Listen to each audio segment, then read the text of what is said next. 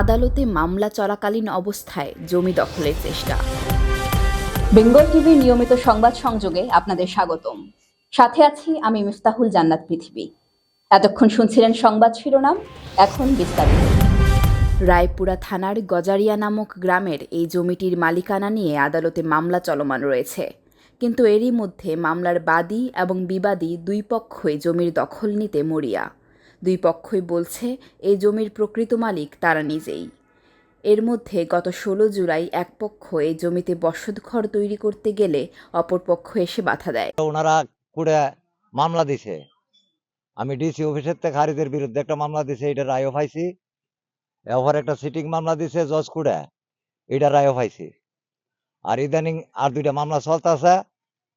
আমি আমার বাড়িতে ঘর বানতে আমি আইছিলাম, ঝগড়ায় গত 2 বছর আগে এই দেশে খুন হয়েছে, মার্ডার হয়েছে, আমরা বাড়ি ঘর ভাঙিয়ে নিছে গা।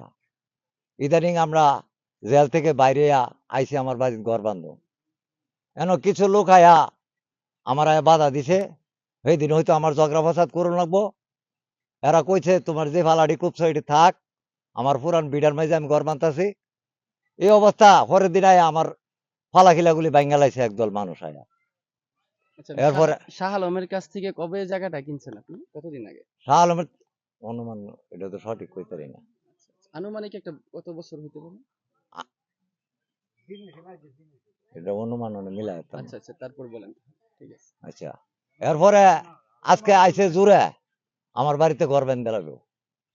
এখন আমি বাধা দিছি, আমার মাল সামান এনে ভরে লইছে। সর্দার রায় কয়ে গেছে, আচ্ছা তোমরা কুড়ে আসো, কুড়ের রায় পাও। কুড়ের রায় আমি দুইটা আনছি, আরেকটা রায় আমার পাওয়ার বাহি। ইদানিং আর আইসে জোরে ঘর মর বাঁধা লাগবে। এখন আমি বাধা দিছি।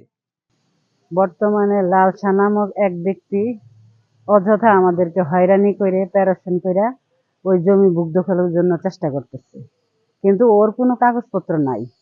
ওর কোনো কাগজপত্র না থাকাতেও আমাদের সাথে ও মামলা একের পর এক মামলা দিয়ে আমাদেরকে হয়রানি করতেছে। আমরা বোনেরা যার যার স্বামীর বাড়িতে থাকি, স্বামীর বাড়ি থেকে এসে ওই জমি রক্ষা করা আমাদের সম্ভব না।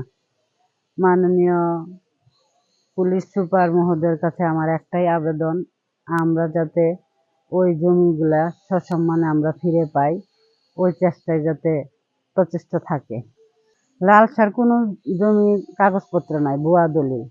মামলা করার পরও উনি হাইরা গেছে।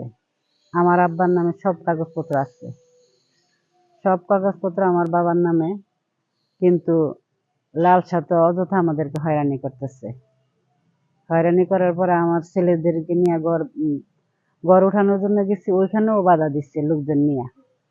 কিন্তু এখন আবার পুনরায় আমাদের বিরুদ্ধে একটা মামলা করছে, মিথ্যা মামলা, কোনো কাগজপত্র না থাকা সত্ত্বেও আমাদেরকে পেরেশানি আর হয়রানি করার জন্য।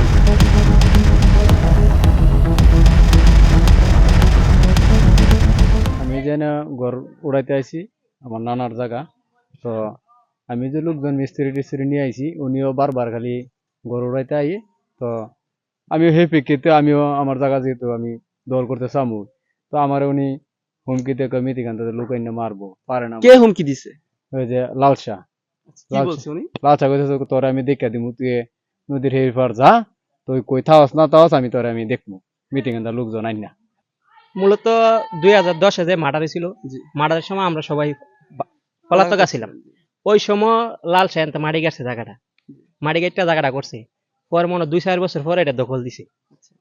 আমরা জানি এই জায়গার রেকর্ডে জাহার আলী ভাইয়ের আব্বা হেলার বাফে বেচছে সাহেদাবাদের হোসেনের কাছে, এ পর্যন্ত জানি। এইটা কয়দিন পরে পরে এরা আয়া জোর পূর্বক মনে দখল করতেছে, কিন্তু কাগজপত্র চাইলে এরা কাগজপত্র দিতে পারে না। এই জায়গার মালিক হলো হোসেন, কালু হোসেনের জামাই। কিনা লাগছে বুয়া দলিল কইরা হোসেনের জায়গা যা আছে, আমার জায়গা শুদ্ধা, মগলের জায়গা নিছে, মুক্তারের জায়গা নিছে, সময় 5 জনের জায়গা নিছে বুয়া দলিল কইরা খারিজ কইরা। এরপরে যে জায়গাটা অনেক আমরা নামে মামলা দিছে, আমার 1 নম্বর আসামি কইরা মন্নারে 2 নম্বর, ছোট না পারে আমরা 6 জনের নামে মামলা দিছে ডিআর রেকর্ডের। এটার দলিল নম্বর হইছে 6920 নম্বর।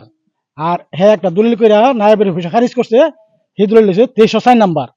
শাহ আলমের তিনি দেখেন খারিজ করছে একটা না, আপনার নামে মামলা করছে আরেক দলিল। শাহ আলমে কি 92% কি 2বার দলিল করে দিছে? এটা বুয়া দলিল বানায় বানায় কাজ করার কথা। এগুলি করার উদ্দেশ্য কি? কারণ কি? উদ্দেশ্যটা কি, এরা হ্যারাসমেন্ট করতেছে, এটা আমরা হ্যারাসমেন্ট করবার লাগিয়া আমার একবার ঝগড়া বিবাদ হইয়া জোরে জায়গা দখল করতে চাইতেছে, হ্যাঁ জোর বেশি, হ্যাঁ জোরে একটা কথা।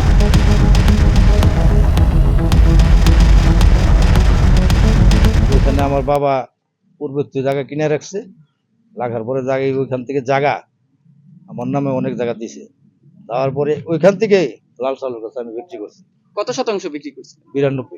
কতদিন আগে আজ থেকে? এটা হইতে পারে মনে হয়, আমি তো বিক্রি করছি 7-8 বছর আর কি, আমার বাবা জায়গা চলবো অনেক আগে, আমি নেই মনে হয় আনুমানিক আর কি 16-17 বছর আমি দিছি, আর আমার বাবা তো রাখছে আরো অনেক আগে। না, এটা আপনাদের পৈতৃক সম্পত্তি ছিল? পৈতৃক সম্পত্তি, আর এখানে কিনা লাগছে আর কি, পৈতৃক না, এটা খরিদার সম্পত্তি। ওই জায়গা আমার বাবা ওই সময় কিনা লাগছে, কিনা লাগিয়ে আমার নামে দিছে, আমি ওর নামের থেকে লাল সালুর কাছে বিক্রি করছি। পরবর্তীতে এই জমিতে কেউই আসবে না বলে নিজ নিজ অবস্থানে ফেরত যায় এবং আসবাবপত্র যে যার মতো করে নিয়ে যায়। এতক্ষণ আমাদের সাথে থাকার জন্য অসংখ্য ধন্যবাদ। এরকম ভিডিও নিয়মিত পেতে বেঙ্গল টিভির ফেসবুক পেজটি ফলো করুন এবং ইউটিউব চ্যানেলটি সাবস্ক্রাইব করুন।